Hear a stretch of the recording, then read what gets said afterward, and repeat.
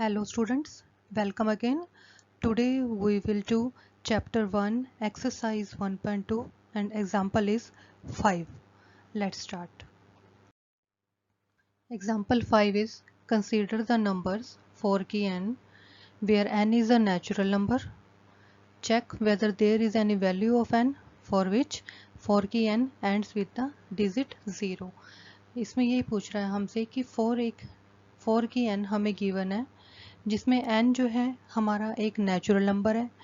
तो क्या n की ऐसी कोई वैल्यू है जिसे हम n की जगह पे पुट करें, 4 की n में n की जगह पे पुट करें और हमारी डिजिट 0 हो जाए।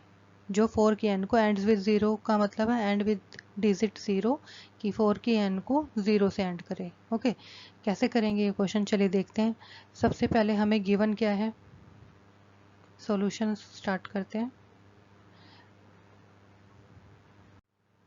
4 की n गिवन है हमारे पास, ठीक है, ये हमारे पास गिवन है, लिख दिया हमने गिवन। अब 4 की n के हम फैक्टर्स करते हैं। 4 के फैक्टर्स क्या होते हैं, 2 की पावर 2 और बाहर n लिख देंगे, 4 की n बन जाएगा। ओके, अब हम आते हैं यहाँ पे, जो एक मेन चीज़ जो हमें पता होनी चाहिए, डिजिट 0 का मीनिंग क्या होता है। डिजिट 0 का मतलब यूनिट प्लेस पे 0 आए।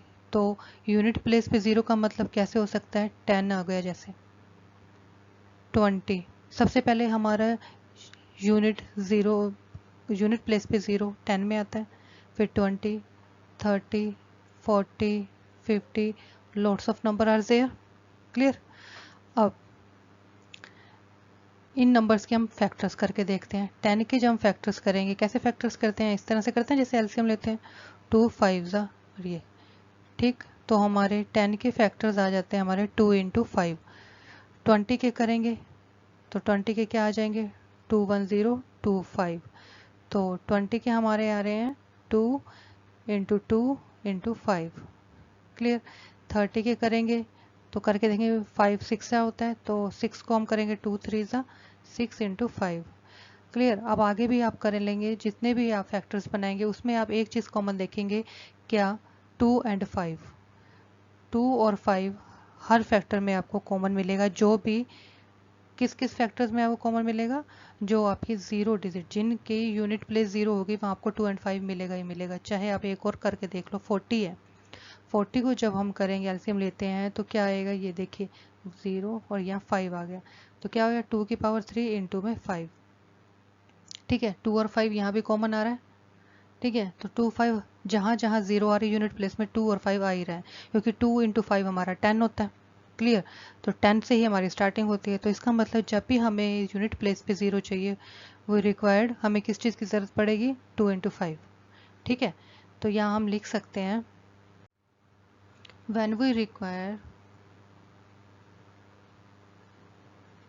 जब हमें ज़रूरत है unit place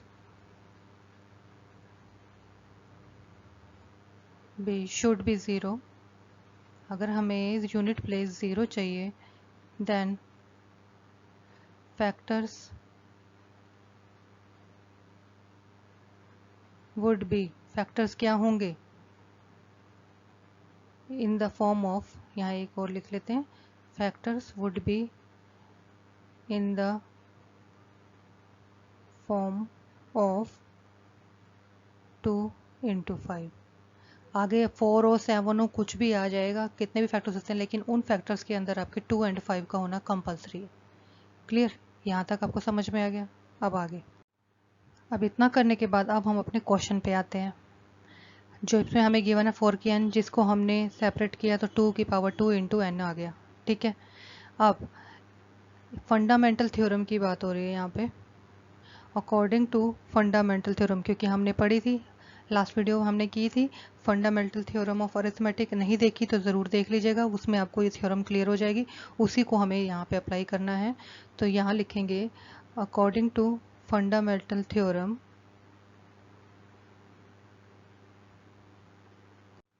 according to fundamental theorem of arithmetic. ठीक है, इसमें था कि जो भी कंपोजिट नंबर होंगे उन्हें हम प्राइम प्राइम की प्रोडक्ट के रूप में शो कर सकते हैं, और जो भी फैक्टराइजेशन होगा वो यूनिक होगा, और ऑर्डर को छोड़ दिया जाए तो अब हमारे पास क्वेश्चन में 2 की पावर 2n है, इसमें यूनिक फैक्टराइजेशन है। क्यों? क्योंकि 4 के फैक्टर्स जब भी हम यहाँ पे करेंगे तो 2 इंटू 2 ही होंगे, उसके अलावा कोई फैक्टर्स हो सकते हैं? नहीं। तो इसे हम यूनिकनेस कहते हैं। क्लियर? तो हमारी फंडामेंटल थ्योरम का सबसे पहला रूल यही होता है कि यूनिकनेस होनी चाहिए, उसके अलावा और कोई फैक्टर्स नहीं होने चाहिए। ठीक है, तो ये हमें गारंटी देती है according to fundamental theorem of arithmetic there are no other factors, there are no other primes, क्योंकि प्राइम होने चाहिए numbers, 2 is our prime number, no other primes in the factorization। इस फैक्टराइजेशन में जो 2 की पावर हमने 2 किया है, इसके अंदर इसके अलावा और कोई फैक्टर्स इसके नहीं आएंगे, फैक्टराइजेशन ऑफ 4 की n। क्लियर? ये लाइन आपको ज़रूर लिखनी है। क्या हो जाएगा अब? कोई भी ऐसा नेचुरल नंबर नहीं है जो इसको 0 कर दे। तो हमारी ये बात जो हमने इसने पूछा था क्वेश्चन के अंदर, देयर इज एनी वैल्यू जो इसको 0 कर दे, तो हम यहाँ लिख देंगे there is no natural number, there is no natural number and for which, क्या बताना था हमें? फॉर विच 4 की n ends with digit 0।